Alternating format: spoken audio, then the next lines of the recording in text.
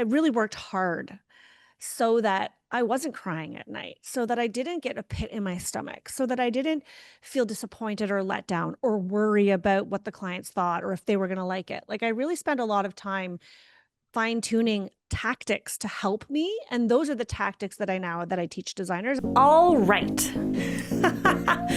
I'm Rebecca Hay, and I've built a successful interior design business by trial and error, podcasts, online courses, and so many freaking books. Over the last decade, I've grown from an insecure student to having false starts to careers, and now I'm finally in the place where I want to be. Throughout my journey, it's been pretty obvious that I'm passionate about business and helping other entrepreneurs do the same. Each week, I'll share tangible takeaways from my own experience and the experiences of other badass women to help you build your confidence and change your business. Hey, it's not Rebecca, and you're listening to the Resilient by Design podcast. All right, just popping in here. I know Darla introduced the podcast to say who Darla is. I'm so honored for her to be my guest interviewer. You guys are going to love this episode. Before I share a little bit about the episode, she is the host of the Wingnut Social. Sorry, Darla is the host of the Designed by Wingnut Social podcast, and she is also the owner of Wingnut Social, and that is a marketing agency for interior designers. And I've had her on the podcast before. I've been on hers. I even got to be a guest host on her podcast, which actually is what gave me the idea to have her here today.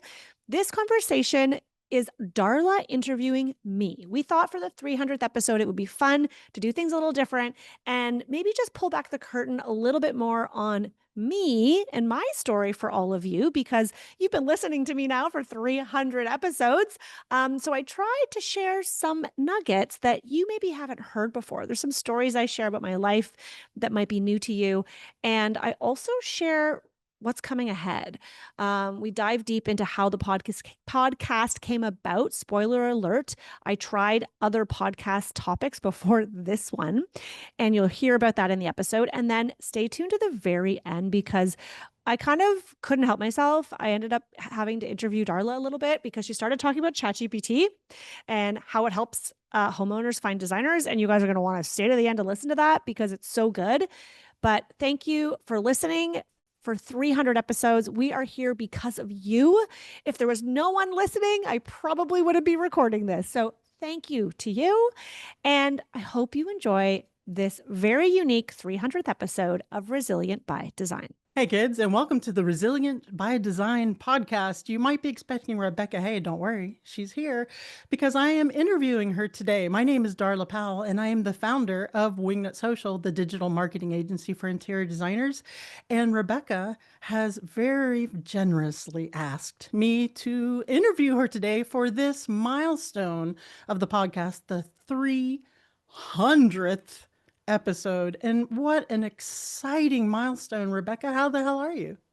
Hi, Darla. Thank you. This is so weird being on the opposite side. I'm used to being the interviewer, and it's surprising when you interview people all the time, and I know you know this, that's more comfortable for me than being the guest. So Oh, I'm fantastic. I'm a little nervous. I'm excited to have you interview me.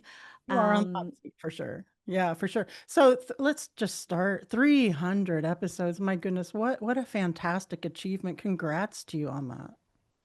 Thank you. It's funny, it's it feels like just another episode, but it also is a moment where I've had to kind of force myself to pause and reflect and celebrate. We don't always celebrate all the wins. Yeah. I know you're at almost 500 episodes. So like I realize I feel like it's not that many, but it's still a lot and it's exciting. I don't know. I think it's an opportunity for us to kind of reflect and say, "Hey, look what we've done." Yeah, I mean, I think we tend to downplay it, but most podcasters don't reach 100, don't reach 50. So that shows your tenacity, your commitment to your audience, the interior designers. And I've told you this before in behind the scenes is that you are one of the best interviewers, podcast hosts in this genre, period. You're better than I am for sure. I'll say that 10 times all day. You're just brilliant, and what you do is so good. And I'm sure the audience is out there going, "Yep, that's true." So today's episode, we're going to dig in a little bit to behind your motivation, why you started the podcast, what it is you're doing now, what it is you did, and just learn a little bit more about the genius behind the microphone. Are you game? I'm game. Let's do it. All right, very cool. So let's start with the very obvious question, the podcast. Why did you do it? Because you're an interior designer.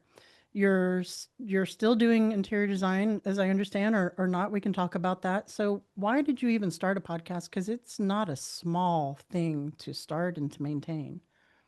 Well, first of all, I will say I didn't know it wasn't a small thing. Like Me any either. great like any great decision, sometimes ignorance is bliss. I Yeah. really had no idea what I was getting myself into, and sometimes I think those are the most successful endeavors because if you know all of the facts, that would be I think it would have held me back from even doing it. So it's interesting. I don't even know why I wanted a podcast. I think I was listening to Gary Vee a lot. And it's funny you say, most people don't make it to 100. I remember hearing him say that, somebody was like, oh, Gary, will you be on my podcast? And he's like, get to 100 and then we'll talk. And I remember thinking, oh, wow, 100. And like now here I am at 300, which is amazing.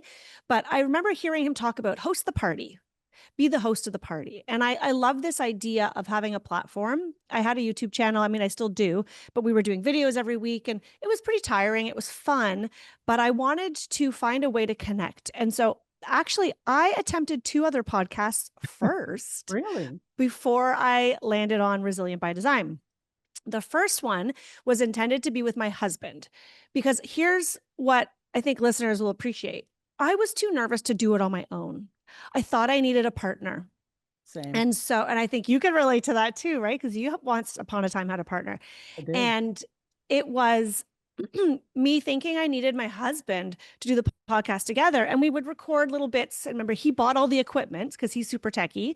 And so I had all the fancy equipment and he said he was going to edit it. And we recorded a few, remember sitting in our bed using my iPhone voice memo, trying to record and then getting the mixer and having it on the bed because we're like we need soft surfaces, where can we do this? It was the only place in our house, and we recorded and we were pretty funny together, but the problem was coordinating it, getting him to show up because it was really my idea. I was the driver and I got frustrated. I'm like, this isn't going to work. I can't keep waiting on you to have time to do it. So then I we didn't actually launch the public. So when I say I had two podcasts, they never really made it to the airwaves. Oh, okay. And then I had a second idea with my friend who worked corporate. She was working at LinkedIn. We're like, let's do one called Boardrooms and Barbies. Don't even ask. The name is terrible. I don't know why we thought it was a good idea because we were moms. We thought like the Barbies represented the moms. She was working corporate. I'm an entrepreneur. And we were going to talk about the differences. I went to her house. We recorded like one episode, but the same thing was happening. Like I couldn't get her to meet me. And finally, I was just like, F it. I'm just going to do this on my own because then I have control.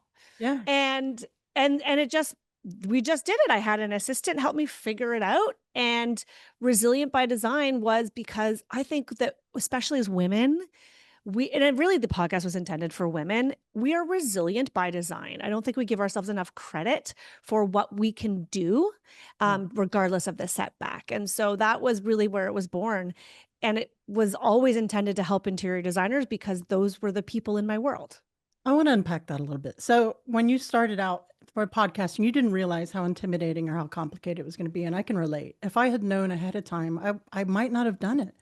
Right. But you went ahead and did it anyway. And going into it, knowing how difficult it was, and you had your crutch, right? You had your husband, you had your friend, and you defeated that paralysis by analysis. You're like, screw it. I'm just going to go ahead and do it anyway. So that takes a lot of courage, right? To just get in there, get out of your comfort zone, do it by yourself without, because I had the same thing. I had my ex, we were doing it, and it really was a crutch. I wanted someone to bounce off of because I was a little timid to go and to own that space and to do it myself. So now that you are in it, 300 episodes, and you don't have a co-host, you are doing it yourself. Was that like the best movie you ever made? How do you feel about that now in hindsight and being the Rebecca who maybe was a little insecure about doing it yourself and now full ownership, that transition? How has that empowered you? Yeah, it's a great question. I'm sure that you could relate to having now shifted to having it on your own podcast. It's, I would say it's empowering, but I would say more than anything, it's just a great reminder that we are enough. And this might sound like really deep and cheesy and emotional, but it's true. You know, so often in life, I have found myself quite insecure. And even though I know deep inside I have the ability to do something, I hold myself back because I'm afraid, that terror barrier that you talked about. And doing it on my own, I mean, I wasn't on my own. Let's be honest. Like, most successful people aren't doing everything by themselves. I had an assistant from day one. I never edited it myself. That is not my superpower. Like, tech is not me. And so Vera has been with me since day one. She's still my podcast coordinator. She shifted her role within my company, has changed over the years, but she still does the podcast with me. But being the host on my own, I think at the beginning I was nervous to show up. I was nervous because I'm putting myself out there. Like, this is who I am. This is my personality. Sometimes I say things on the podcast and I listen after. I'm like, oh, cringe. Why did I say that? Yeah. But it does feel empowering. It's especially at 300 episodes. I look back and I think, shit, if I can do this, I could probably do anything. Like, it is empowering to see to get to a milestone. And do I think I've made it? By no means have I made it, air quotes. Mm. But hey, I've been consistent. And I think that is the biggest takeaway. I was saying to my husband this morning on my way here, I was like, you know what? It is amazing what, and they say this, they out there in the universe say this, but consistency is so key. And I think this is one of the only areas of my business where I've been the most consistent. Yeah. And it makes me feel pretty awesome and pretty powerful. And like, I don't need people. I want the support, but I don't need others in order to achieve my dreams. Yeah. Something I say at the end of my podcast is I say, get out there, get uncomfortable and be great, because the only way you grow is to get outside of your comfort zone and to go into that area, that sphere of you're a little bit afraid to do it. And you've done that. So anyone out there that's listening, that's a little bit afraid to jump into something, that really is the only way you grow. And you say you haven't really made it. I disagree. I think being a successful business owner and having 300 episodes on your podcast and a very beloved podcast, and that's pretty decent. So I want to dig in. So dug into how. I want to dig into the why, right? So you're an interior designer, a successful interior designer, and what was your motivation for starting the podcast? Your why, your raison de whatever it is. Raison d'être or whatever. Yeah. Yeah, that's a really good question. It's funny. I think back to, I don't know what year it was.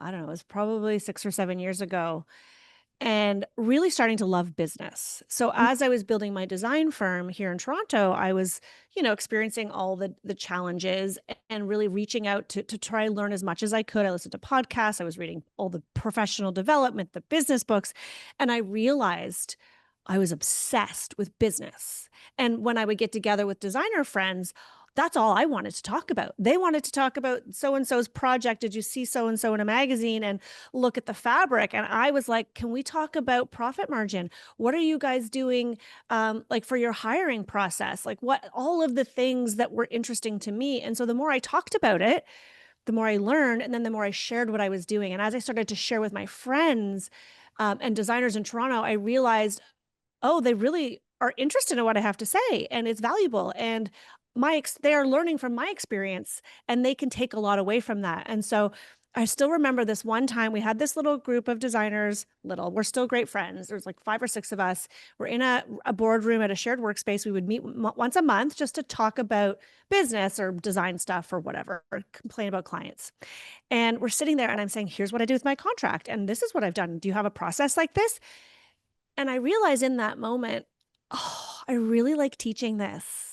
I really like helping other people.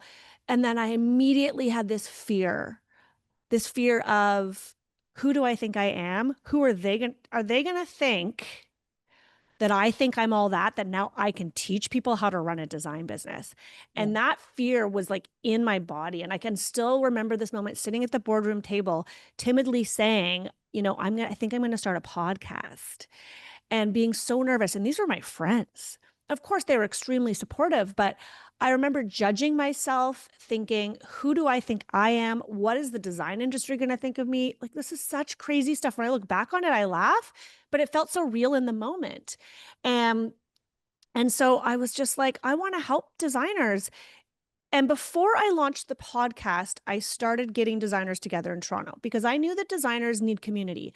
I had seen from my little group of 5 designers how powerful it was to share stories, swap ideas, complain about clients and trades and all of that. And so we would do meetups in Toronto. And that started, I did a few, and then it became more regular. And that's when I realized, okay, I have a knack for sharing my experience and helping others. And the pandemic hit. It was like March 2020. I had just gotten back from a Disney cruise of all things. Oh my. Things are Fortunately, we weren't stuck on that ship. Oh my goodness. And there was no more meetups. I couldn't organize the in-person meetups. And so a few designers reached out to me and said, "Hey, why don't you do it on Zoom?" And I was like, Zoom? Like, I don't know. I've never used Zoom. Okay, let's try this. And so I was like, okay, I'm going to have a designer meet. I had like, I don't know, 100 people on an email list. I had Instagram. I'm like, let's go to Zoom. And we did a meet up on Zoom. And I think I've shared the story here before. And it's just all these like squares, right? All these little rectangles staring at me. Here I'm thinking we're all going to chit chat like we do at an event, Yeah. but everyone was just quiet waiting for me to talk. And the first few Zooms made me feel super uncomfortable sharing. Because again, I'm like, who do I think I am? It's one thing to have a natural conversation and share, but it's another thing to sort of be on a podium. And that's when I started to realize, okay, there's value here. I want to start a podcast. And it was during the middle of the summer. It was July, I think, 2020, when we launched Resilient by Design. Yeah, that'll do it. COVID changed the industry. Hello. Yeah. And Zoom stock shot way up. I know. If I'd Everybody's only sitting there. known, I should have invested. Everybody's sitting there like the Brady Bunch, but now it's just The everybody's Brady Bunch. comfortable on Oh it. my God, the Brady Bunch. That is such a great comp. I love that. No, I'm actually friends with Jan Brady on Instagram. No, you're I not. am. She Oh my follows God, my that's so good. memes. Just an aside there. Okay, so Rebecca, you've said before on your show and in interviews that you weren't always buttoned up, right? So your systems and processes now you advise interior designers, everything is locked in. But running your own interior design business, right? There had to been some mistakes or some learning curves you had to get you to this point to share your experiences to keep other interior designers from doing the same. What was that journey like in your residential interior design business to get you to the point to where I can help interior designers not make these same mistakes and provide them with the wealth and the information of knowledge to create their own successful interior design business? How did you button up? Well, I have a cute sweater on today. It's all Yeah. buttoned. Um, wow. Okay, that's a loaded question. Um, I mean, I made a lot of fucking mistakes. Sure, we all have. Yeah. We all make mistakes. I just felt like I made more than everybody else. I think I just kind of go in head first sometimes, like the podcast, without really knowing what I'm getting into. And I've always been someone, I'm much better now, who takes things very personally. So I don't know if there's anyone listening who can relate, but I've always been the type of person who, like, I wear my heart on my sleeve. Literally, oh my God, I'm wearing a heart on my sweater today. That's You guys hilarious. should tune into the YouTube channel and you can actually see Yes. your cute little It's so face. cute, isn't it? I just got it up in Muskoka. It has a big heart on the back. Hold on. Oh, wow. Front and I back. know. And My fall sweater. Um, anyways, if anyone's listening, they might relate to this feeling of, first of all, extremely insecure, feeling like I don't even know if I'm good at what I do, trying painfully, sorry, to help clients at all costs, constantly being told by my husband, like, why is this upsetting you? Like, it's just business. Or, don't respond to her text message, like a client at 11 o'clock at night while you're breastfeeding. Like, I was just, I really was just putting it all out there. And I feel like I got hurt a lot emotionally. I let it happen to myself. And so as I started to develop ways to protect myself and to protect my sensitive emotions, it started to work. yeah. And I think what I think brings designers to me in my world is that I've not always had it buttoned up. Like I've started right from the bottom, trying to clamber my way, trying to figure out with clients who had no money, no business even hiring a designer, trying how do I get higher level? How do I keep going? And it really was from out of a way of wanting to protect myself so that I could show up more of a business owner and less of this human being constantly trying to serve and feeling like I was always letting people down.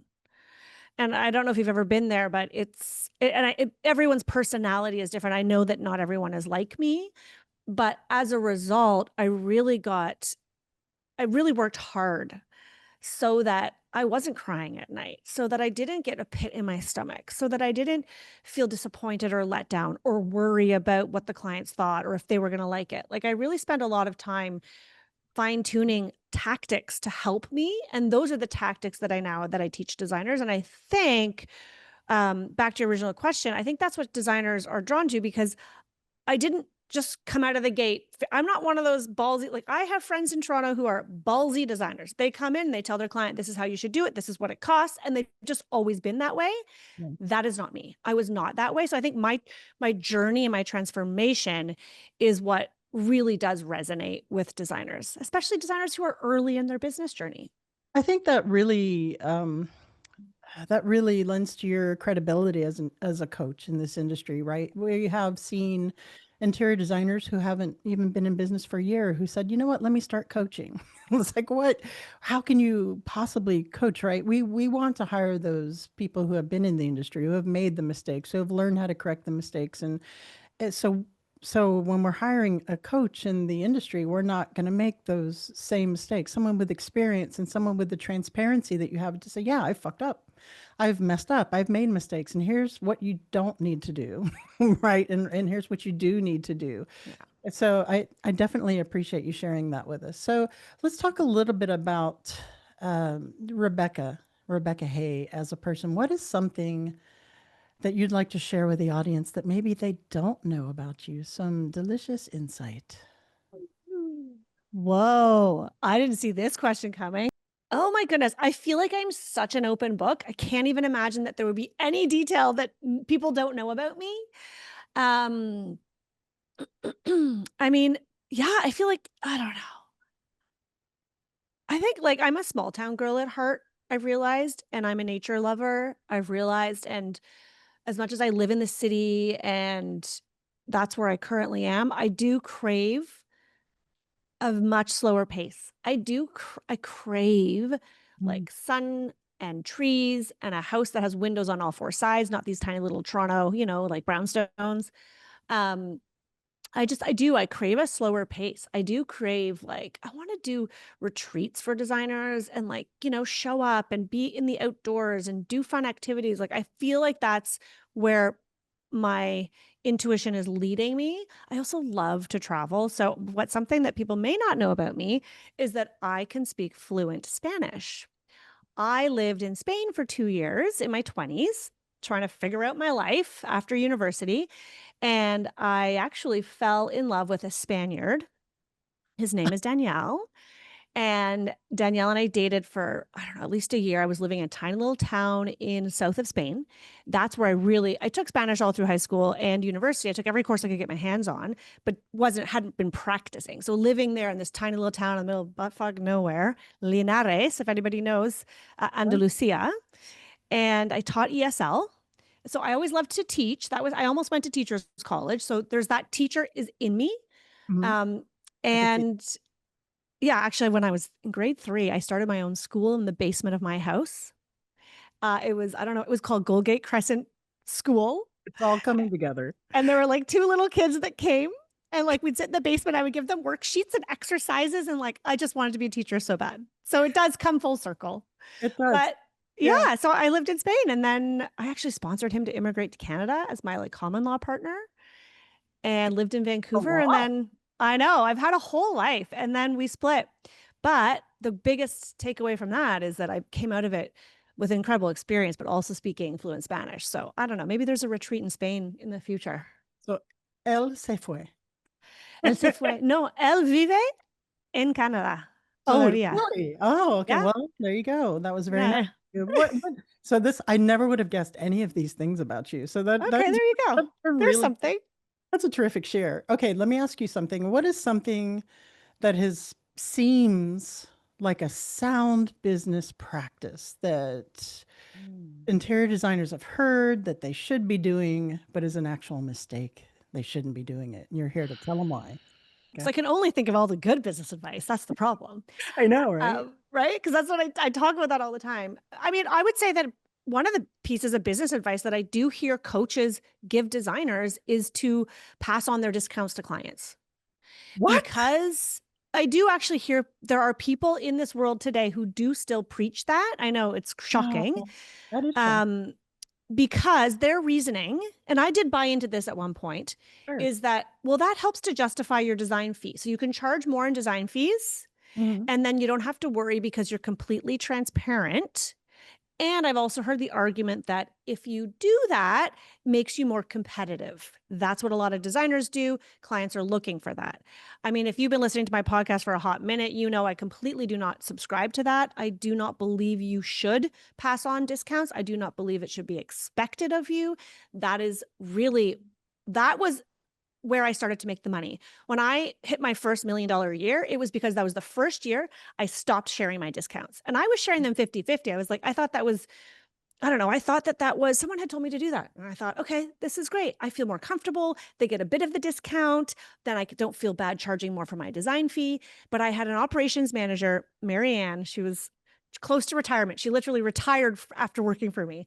And she said to me, Rebecca, what are you doing? Like, you're not going to be profitable. You can't be profitable this way. Like, no one's even asking for these discounts. You need to stop sharing them. And we did. And that was the first year that we hit $1 million in revenue. Now, it wasn't just because of that. We had some great projects, but that was the lump sum of money that we made that helped me keep my company alive during the pandemic, Yeah. during that first shutdown, which in Toronto was very long. Like Canada, we were like super conservative and the government shut everything down for months and months and months. It really hurt our economy. So I would say that's a piece of business advice that I don't believe it. The people are still teaching it, but I see it and they are. So do not do that. And I saw that as you were going back in time before you started doing this, that little uncertainty and that little discomfort of going into that zone, because you said I didn't feel bad about charging X for your design fees. But Yeah. going forward and doing that, which is something that we teach, right, is charging your worth and raising your rates and all of those things that are very scary. But once you step into it and you see it working, it's exponential. It changes everything. And now, of course, you have that experience to speak to relay that to your clients, to your students, to as you coach. So I love hearing that. What would you say, just a little bit of a takeaway in business advice to those designers who are hearing you say this and are like, yeah, but how can I justify making profit on the furniture and charging my design fee? That just seems like, they're getting angina from that. I mean, it's so funny. I interviewed one of my Power of Process students who came to interior design later in life. She was previously working, I think she was on Wall Street. She was in a financial role and she started her design business and she took Power of Process. And I interviewed her on the podcast and we'll have to find the link and share it in the show notes. I can't remember which episode. And she said to me, she's like, this is so bizarre to me coming from the financial world to see that designers are giving away the margin that is meant for them. Yeah. Nowhere else, in no other industry, does this happen. If you go to Starbucks, you're not asking for them to give you, I don't know, the coffee beans at cost. If you go to, I don't know, a clothing store, you're not expecting them to tell you how much they've marked up the jeans and then give you half of that back. Like there's no other that I know of any industry in the world that operates this way. And here's what I say to designers. And the thing is, like back to what we said before, like the terror barrier, it's freaking scary. Like the first time I was like, oh, okay, I'm not going to share my discounts, like hold my breath. It worked. But the next time the client pushed back. And so it's uncomfortable. It's so freaking uncomfortable. Have those conversations. But You need to have those first few conversations. And the more you practice it, the easier it gets. And the reality is, to run a successful business, there are multiple streams of revenue within your business. And when I say that, I don't mean, well, now you should offer online courses and now you should do e-design. I don't necessarily mean that. I mean, within serving a client, there's money you get for your service that you offer, and then there's money from the goods that you resell. You, as a company, if you have a registered business, typically you get a reseller's license, which means you can legally resell those goods to clients. And that is just part of your business model. And what I would say to those designers is, first, you need to see why you need to keep it, because if you don't understand it, it's going to be hard to do it. You need to really understand why.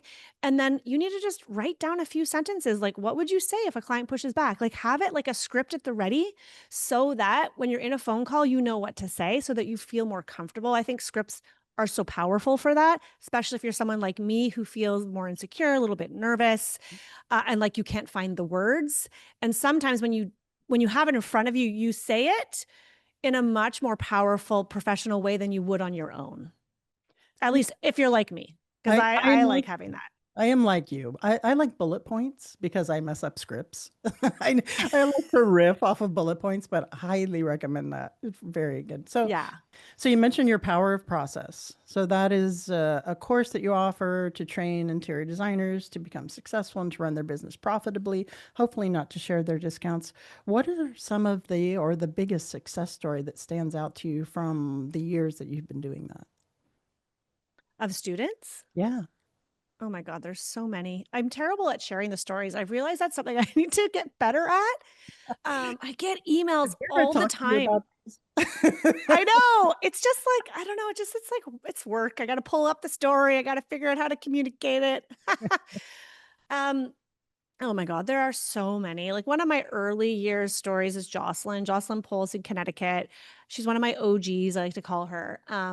She took power of process. I think she was maybe just a couple of years into running her business, and really wasn't until she took the course she realized how much she was treating it like a hobby. Within 6 months, she had moved her office out of her home.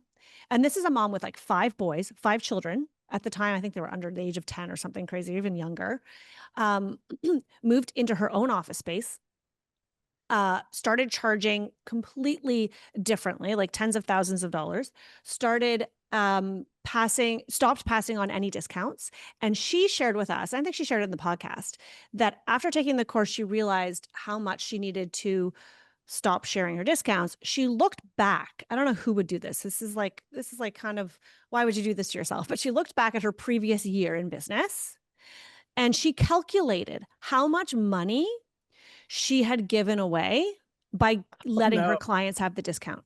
So she No. calculated how much money would she have had in her pocket if she hadn't shared her discount. And you know what it was? It was $30,000. Yeah, When you're that's starting out, that's a lot great. of effing money. That's still a lot of money. Yeah, I'll take it.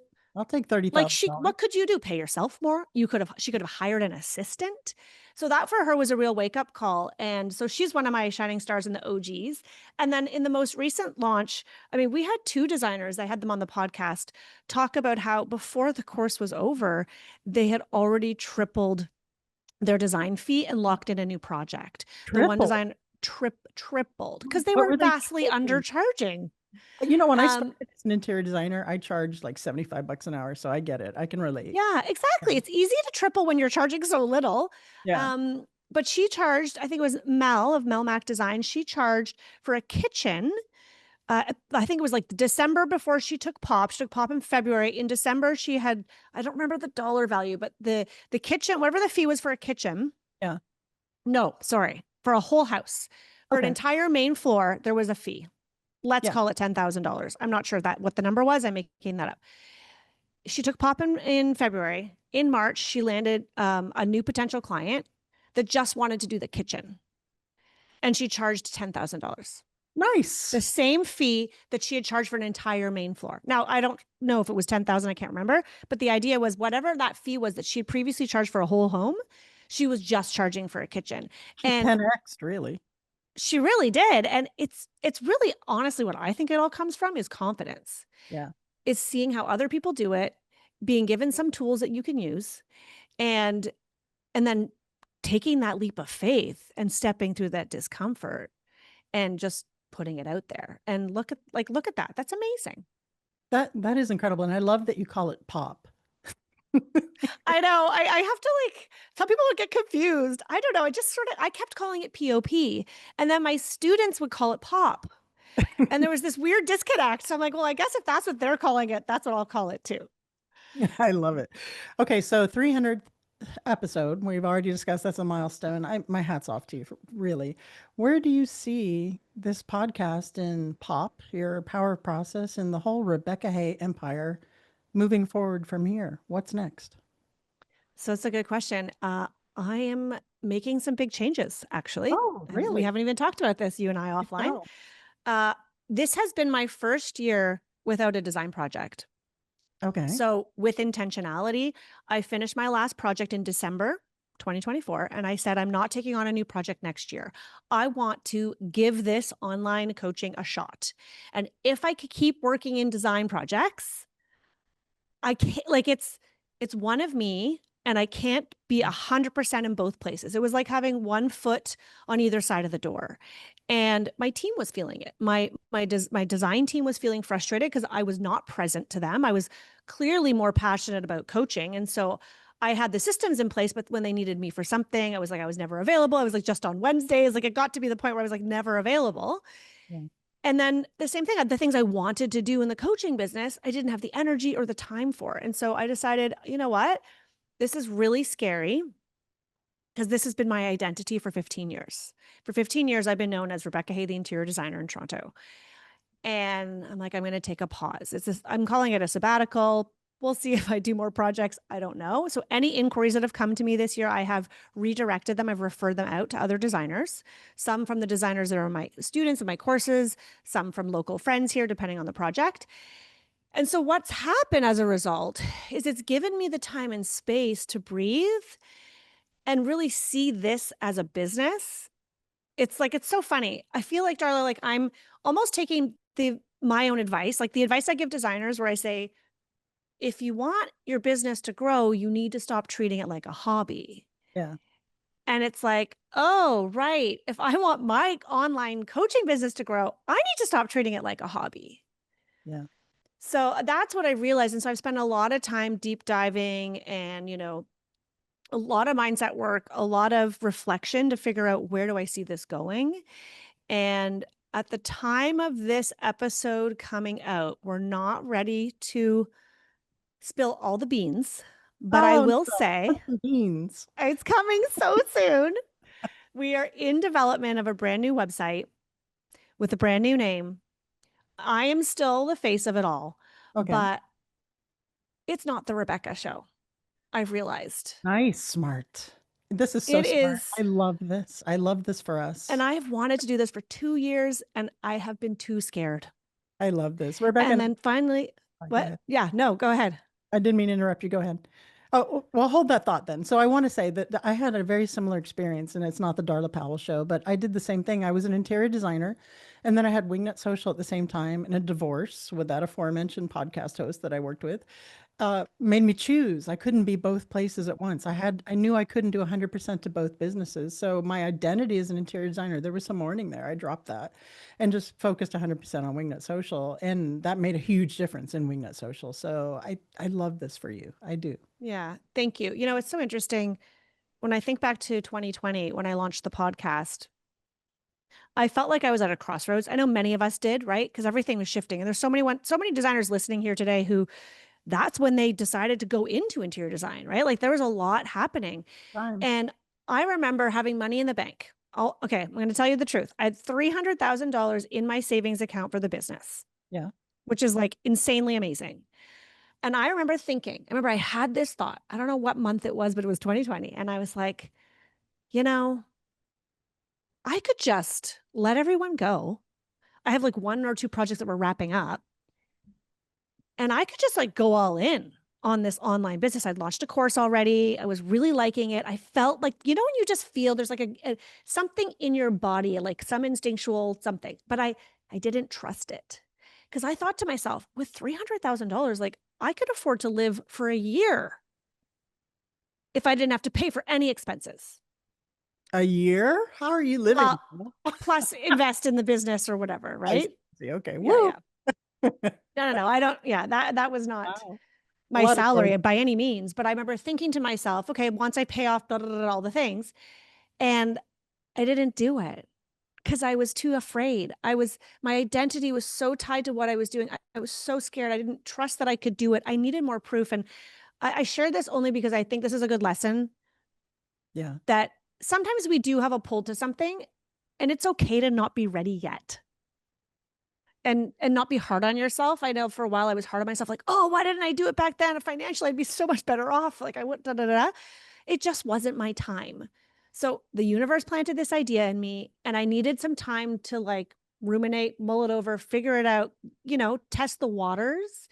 And so now here we are 5 years later, ready to finally freaking do it. But I'm excited. I'm excited to serve designers, specifically the design industry, not just designers, like decorators, architects. We've got landscape designers who take our courses, but on a bigger level, and to be the connector that I love, which is like bringing people together, bringing you, Darla, bringing people who need your services. Like I want to be more of a connector. And so that's what this new iteration is going to look like. Um, I'm very, very excited. We have some new offers coming out as well at a higher level for designers who are a little bit more experienced, who maybe taken my course or already have a process, but they want more business support. So that is all coming in September, October. There's a big, exciting shift happening. So that it didn't fully answer your question, but there's some exciting things to come. I love it. And I love that you've given yourself some grace, right? You're not like, oh, why didn't I do that 5 years ago? You've trusted that the timing is here. And now for a reason, you've let that bake. And now you're going full bore into this new chapter. I think this is great. And I know you and I have discussed, I mean, I've been on your podcast a couple times and vice versa. We've discussed kind of growing into that more experienced designer target audience, the people that need your help at this stage of your growth, at the stage of their growth. And I have such good feelings about this. I think you're Hey, thank you. fabulous. This is going to be fabulous. If you guys are on the fence about getting a mentor, getting a coach, getting some help with your design business, I'm here to tell you. I mean, I have had a podcast since 2018. I have interviewed hundreds of guests. And Rebecca Hay is the real deal. I would recommend you in a heartbeat. You cannot go wrong. Oh, you're so sweet. Thank I you. mean it. And I don't say things I don't mean. I'm a Taurus. We don't say things we don't mean. That's awesome. All Well, the right. feeling is mutual. Obviously, I invited you here to interview me because I think you're awesome. So I'm excited that everyone gets to hear us Mutual chit-chatting admiration and club. yeah, exactly. All right. So I think that we have covered a lot here. Now I have to ask you, are you ready for your rapid fire round? All right, bring it on. I All did right. not prepare. Do people prepare usually? Because I did not prepare. Yeah, we Clearly. usually do, but this makes it a lot more fun. What's a design trend that you secretly love? There's a lot of connotations there. Oh, that I secretly love. Secretly A love. design trend that I secretly love is pattern on pattern on pattern, like the matching Roman with the wallpaper and the bedspread. I don't know that I would ever do it, but I secretly love it. That's a very good answer. What's a design trend that you wish would disappear? Gray. I still see it everywhere. Fucking gray. I'm over it. No more gray. Paint the exteriors of the houses gray. Stop. It's done. Go, move on. No more gray. My wife and I are currently house shopping, and every house on Zillow that has been prepared for sale, we look and it's gray walls, gray, and it's Yeah, like, still. It's like, come on, you don't want to have guys. to repaint the whole thing. Cocktails or wine? Ooh. There was a time when I would say wine, but now it gives me a headache and I can't tolerate it as much. So I'd say cocktails. Oh no, what's your favorite cocktail? Gin and tonic. Okay, Pretty basic. it's very sophisticated. And I love that. Mine is an old fashioned, but I get a headache from them now, so I share your pain. Yeah. Yeah. What is your dream travel destination? Not Spain. Although you I seem to wouldn't put be well I here. love it, but I wouldn't put it there. Dream travel destination. Anywhere in Europe. I would love to go to Tuscany.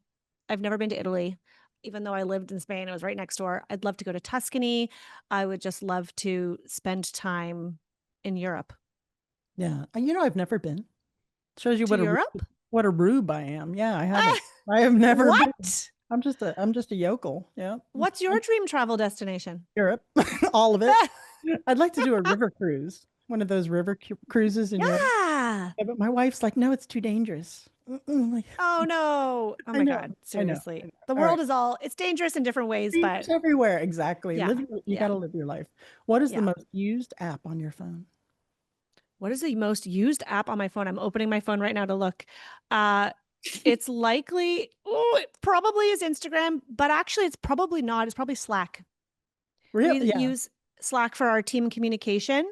You know, it's so funny. Sidebar, I tried to use Slack. I had this little small group mastermind in January with designers, and it was just an in person day.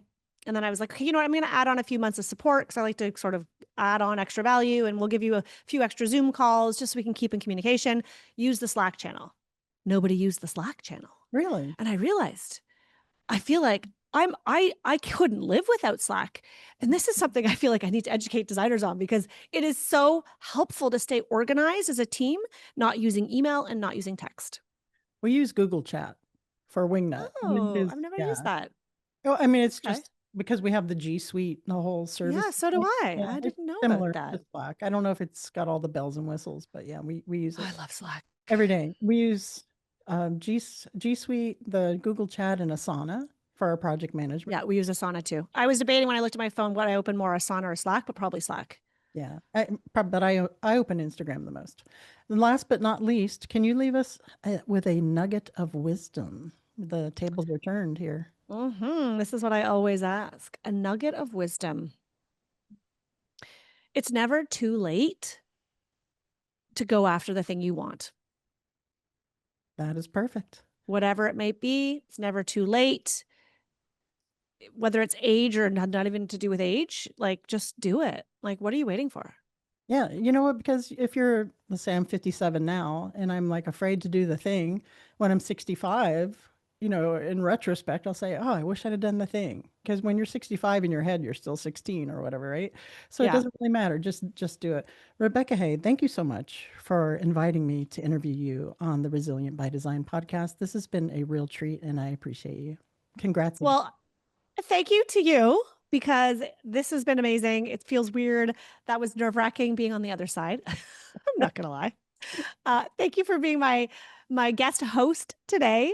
And I'm just gonna flip it back because I can't help myself. Can you let everyone know who's listening here today where they can find and follow you?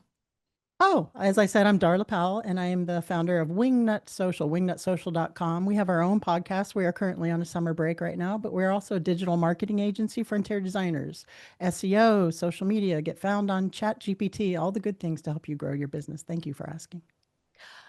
Do you help people get found on chat? Okay, Absolutely. sorry. I know we're over. The podcast is done, but there was someone who reached out to me earlier this year with a massive project, a new build in a really fancy neighborhood here in Toronto. And I was like, oh, I'm not taking on any projects, but out of curiosity, like, how did you find me? He said, oh, you won't believe it. I found you on Chat GPT. I was like, what the what? How does Um, that even, can we just have a moment? How does absolutely. someone find you on Chat GPT? A lot of our clients are finding us on ChatGPT now. So ChatGPT is getting found or referred by ChatGPT is kind of a complicated extension of search engine optimization practices.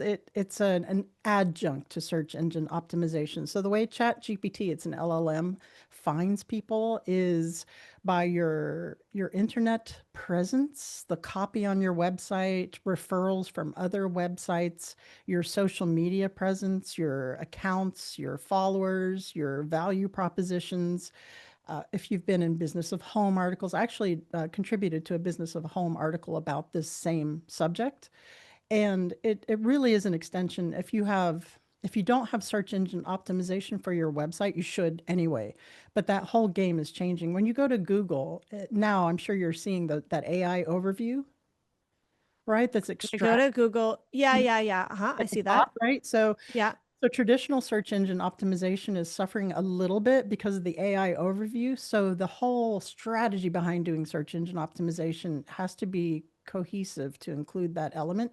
ChatGPT isn't as big as Google search for SEO, but it's growing exponentially so fast. And it's so robust in its referring. you as an interior designer in your area. And there's so many different elements that have to come together to make that happen. Oh my God. And this is your show. I don't want it to be a Wingnut Social marketing show, but yes, a long answer to short question. We help Well, I you. can't help myself. It's my show, so I have to ask some questions. Sorry, guys. I Yeah. just find it so interesting. I couldn't believe it when he said that. And it got him a short list of designers. Then, of course, then the homeowner has to do their own research to see like, is this the right fit, have the right phone calls. But I just thought that was so interesting. This is going to be something that designers are going to want to hear more about. So they better head on over to Wingnut. Have you talked about it on Wingnut Social? No, I haven't talked about it on that show. I've interviewed on other podcasts with it. That is something that we need to cover when I come off my Mm, summer break for sure. But it's like getting in on the first stages of the internet, right? You know, yeah. when you're getting in and getting that positioning on something now that's growing, get yourself in there, grow that so you can get ahead of the curve for your positioning. Now is the time to invest. Well, we're obviously going to have you back to the podcast so I can interview you at depth about this because I'm pretty sure designers are like ears popping up, like, what? I That'd want be to hear more. great. So I'm we happy will to. have you back when you're finished your summer hiatus. Thank you. On the 400th episode, maybe or sooner. Ooh, yeah, I love it. I love it. Well, thank you so much for being my host today, asking those tough questions. I'm Sure. excited Thank for you so much. everyone to listen to it. And we're going to have a party, and you're invited to celebrate 300 episodes. So stay tuned on all the details. I can't wait. Will there be cake? I mean, it's probably a virtual party, but if you want to Bring bring your a own cake. cupcake, BYOC. Okay. I'll bring my own cake and my own whiskey. You can see I have There my you go. set up I'll bring actually. my gin and tonic. You can make Nice. an old fashioned. We'll have a party. It'll be great. Okay. That was so fun. That was so nerve wracking. Even Darla could say, she's like, I could tell you were a little nervous. I don't know why. It's so funny. I don't know why I was nervous. It's funny. We put ourselves in these situations. Even this morning, I woke up and I was like, oh, I've got this episode and I'm nervous about it. And I got to get my hair ready and I want to like reset up the camera and I wanted to move. If you're on YouTube, you'll see. Obviously, I'm not in the little dark office that I'm usually in because I just wanted to switch things up for this episode because it's a really big deal. Anyhow, I hope you enjoyed that episode. Thank you again to Darla. Darla, I love you. You are salt of the earth human, truly. And I always have fun chatting with you. So thank you for interviewing me and asking the tough questions. And for anyone listening today, if there was something that stood out to you in the episode, I would love for you to DM me. And I know sometimes people DM me and I'm like, thanks, why don't you send me an email? And they're like, because you said to DM you. Please keep DMing me. It's perimenopause brain, guys. Sometimes I'm like brain farting on what I say, but always DM me on Instagram. You can also send us an email, hello@rebeccahay.com. We would love, love, love to hear from you to understand or learn what has resonated with you over these past 300 episodes? What topics stood out to you? Which episodes really got you moving? Are there certain guests that you loved that you'd love to hear from again? We are inviting you to our 300th episode celebration party. So go to the show notes to find out when that is so that you can join us. There's going to be trivia, there's going to be prizes, there's going to just be a good time. It's me sending out my appreciation to all of you because we would not be here without our listeners. The reason I've made it to 300 episodes is not just because I've showed up 300 times and recorded. It's because I've recorded for people who are listening who I know are getting value. It's interesting whenever we do a survey for our new students who join us inside Power of Process, 99% of those new students tell us that they first were podcast listeners. So I know that there's value here. And thank you for showing up and listening and giving us the feedback so we can keep making the podcast even better. Exciting things to come in the months ahead. So stay close, be in my world. If you're not on my email list, get on there because there's a lot of exciting announcements happening. All right. Thanks again. Thanks to you for listening to 300 episodes. Crazy. See you soon.